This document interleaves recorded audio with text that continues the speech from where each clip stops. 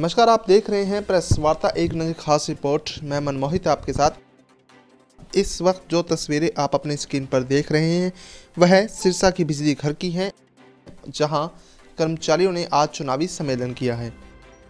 कर्मचारियों ने केंद्र व प्रदेश सरकार की नीतियों के खिलाफ नारेबाजी भी की है। प्रदर्शनकारियों का कहना है कि बिजली बिल संशोधन अधिनियम 2020 वापस लिया जाए, पुरानी पेंशन बहाल की जाए, ठेकेदारी प्रथा समाप्त कर कर्मचारियों को विभागीय पैरोल पर लिया जाए, सरकारी विभागों का निजीकरण बंद किया जाए। कर्मचारियों ने स्पष्ट तौर पर चेतावनी देते हुए कहा कि अगर उनकी मांगें पूरी नहीं हुई तो वे बिजली व्यवस्था को पूरी तरह से ठप कर देंगे। कोई भी आहुति अगर देनी पड़ी तो वे इससे पीछे नहीं हटेंगे।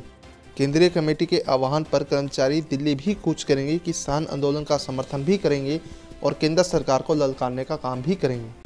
कि किसानों के ऊपर जो 3 अध्यादेश बिल आए हैं, इनको फौरन सरकार वापस करे। किसानों को अकेला ना समझे, तमाम देश का और प्रदेश का और जिले का कर्मचारी किसानों के साथ कंधे से कंधा मिला के खड़ा है।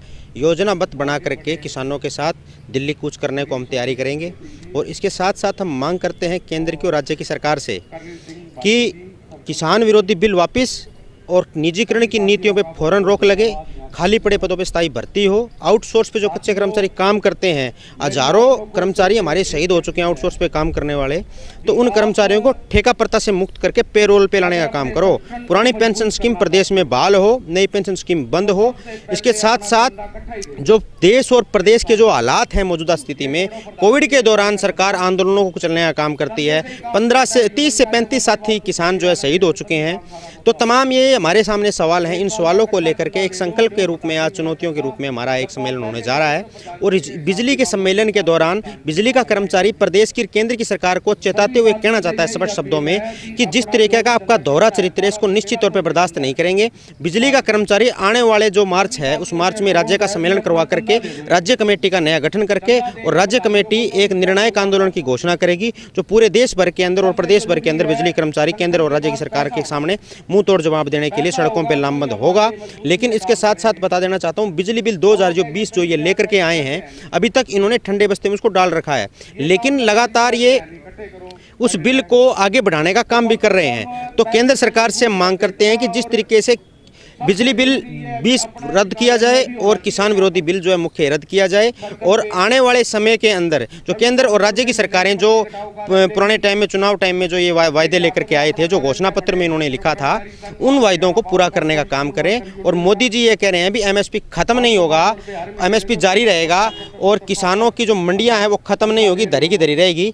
तो इनकी मौखिक जबान पे हम विश्वास नहीं करते, हम रिटर्न में लेंगे और हम मांग करते हैं कि फौरन उनको रद्द करें।